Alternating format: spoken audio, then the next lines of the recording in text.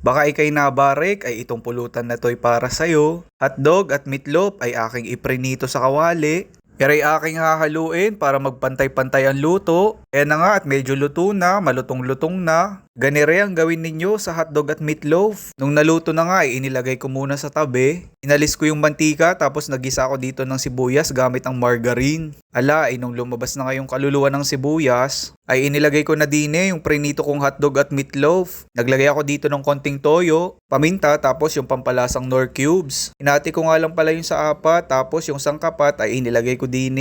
Naglagay ako ng konting tubig, tapos nilagyan ko ng ketchup, tapos hinalo-halo ko ulit ito. Ba ay mukhang nagiging magandang resulta. Parang masarap ring pampulutan ano. Naglagay nga din nga pala ako dito ng konting asukal para manamis-namis. Ay siya, mukhang mapapalaban wari. Oy, masarap din itong pang-ulam. Ala, tipid tips na ulam eh. Ayan, luto na. Ala, tara na.